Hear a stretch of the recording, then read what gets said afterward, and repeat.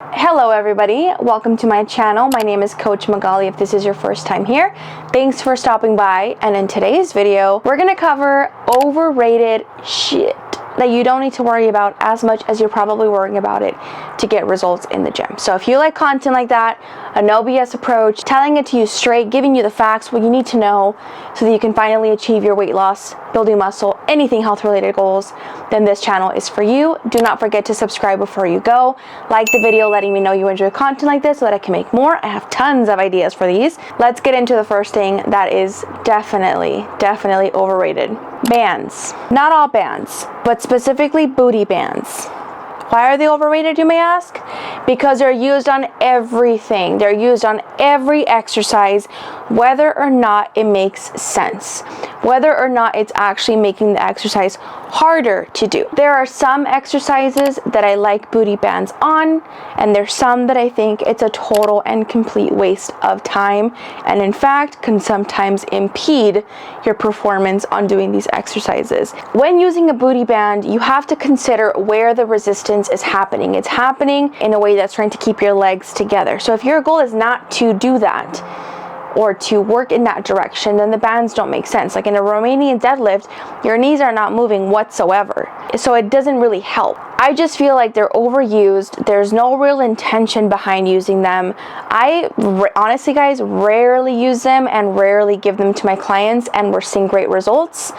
I think that yes, it can be useful. Yes, it depends on the context, but very likely, like if I start a client with booty bands for whatever reason, whether they're a beginner or they have trouble learning some things, I usually try to wean off of them so that they can learn how to do things correctly without it. I'm not saying I never use them, but the point of this video is to say that it's overrated. I think they're overused. Sometimes it can impede in the actual exercise. They don't give you an insane amount of benefit more than just doing it right and doing the exercise correctly. That's why I think they're overrated. If you don't use them as often, don't worry, you're not missing out. Second overrated thing, long ass warm-ups. Over warming up is such an overrated thing, and I see so many people doing this. Yes, warming up is important. I'm not saying to not warm up. I'm not even saying to take a few extra minutes to stretch out or do things that make you feel good. Absolutely, you should do whatever you feel helps prime you for a training session. But when we're specifically talking about lifting weights and building muscle, spending too much time with your warm-up is a waste of time, first and foremost, because you don't need to be that extensive. And second, you're already fatiguing yourself by doing so many things at the beginning before you even get to lifting and actually doing your session. I see so many girls, and I'll get to the guys, I'll roast the guys too, but so many girls doing a bunch of leg exercises, a bunch of lunges, a bunch of squats, a bunch of kickbacks before they even start training. And I'm like, all of that stuff is wasting time and energy that you don't have a lot of to begin with, especially if you're coming into the gym unmotivated. Guys over warming up their shoulders and their backs and this and that before they actually get to bench pressing. Like, yes, do whatever you feel like you need to do. But at the same time, if a warm-up is more than 10 to 15 minutes, I think it's overkill. I think you're overdoing it, and you're better off just choosing a few exercises that help you loosen up and then start warming up with the actual exercise you're going to do. If you're starting off with squats, start warming up with the bar alone, and then add a little bit of weight, and then a little more weight until you get to the weight that you're trying to do for the session. Deadlifts, same thing. Military press or any upper body workout, same thing. Start with the exercise that you're going to do first, after a small brief warm-up, whatever it is that you want to do, and then get right into the session that way. A warm-up is supposed to be specific to what you're doing, not just doing random stuff for the sake of doing random stuff. So again, do whatever you feel like you need to, 5-10 minutes max, and then get into the actual training session by warming up with your first exercise and doing warm-up sets with that. You can spend your time more wisely. So stop over warming up. It's not worth it. Doesn't do anything. Next thing at the gym that's overrated is high reps, low weights. Ooh, I'm gonna get a lot of shit for this one. Higher reps or lower reps build the same amount of muscle, assuming in a week you are training them with the same intensity. It's hard to say exactly what one equivalent would be to the other. Higher reps with lower weights pushed to the limit is going to come with a lot more fatigue than sticking to the under 10 rep range and just pushing the intensity with the weight. Now, of course, if you're just starting out and you're not really sure how to do things and you're learning form, of course, stick to the higher rep side. There's a couple of reasons for this. You get more practice, you don't have to go as heavy, and you can perfect your form with the more practice your form gets. But to consistently stick with that routine and never push heavyweight it because you feel like you're gonna get hurt, or it's not gonna get you the same results. It is, and it's actually going to be more beneficial to prevent as much fatigue from happening and excess soreness, and you can get much more done in the gym if you condense your sessions to less sets and reps and just pushing the intensity a lot higher. Now, of course, that does mean that you have to rest a little bit more, but I would rather push the set really, really hard and rest for a long time, recover and do it again, and know that I'm getting the same amount of effort than doing a billion reps. Not only from a fatigue standpoint, from time standpoint, and just effort standpoint, it's easier to do a heavier set than doing a bunch of sets and reps. If you genuinely enjoy these types of sets, there's nothing wrong, and I still do them where I do sets of 15 to 20. There's a use for them, and I think they're still important, but I think if your entire session looks like that, and you're overdoing it, your upper body sessions look like that, your lower body sessions look like that, and it's all 15 to 20 or more than that reps, I think you're missing out on some really important progress, and it's just overdoing it. Learn your technique right, but then push some weight.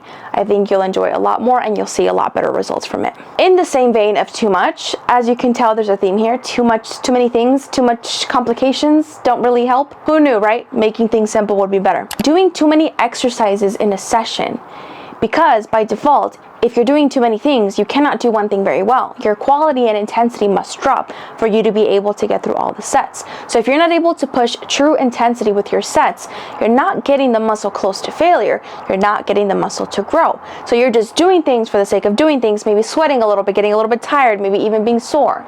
But the muscle itself is never getting the stimulus that it needs, because soreness is not the same thing as muscle growth. They're not the same thing, and I'll get into that later. But doing too many things just by default decreases the quality of everything you do, and it's not even benefiting you, because again, you have to push sets intensely. You have to push it to its limit, and it's very difficult to do that when you're doing 10, 15, 20 exercises in one session. If you're doing a single body part session or an upper lower split, you don't need more than 5 to 6 exercises per session. If you're doing a full body and you're going less times a week at the gym, then yeah, you'd have to do more exercises in a session, but that's if you're doing full body sessions. If it's focused on upper, lower, or a specific body part, you do not need to be doing 20 exercises. In fact, you're hurting yourself, you're hurting your progress, you're wasting time without any benefit to it. Condense your workout routine, increase the sets, increase the weight, lower the reps, lower the total amount of things you do, and just push hard. So what I mean by that is, if you're doing 3 sets of 30 at 15 pounds, do 3 sets of 8 at 80 pounds. You're just gonna get a lot more benefit out of condensing your things and making them higher quality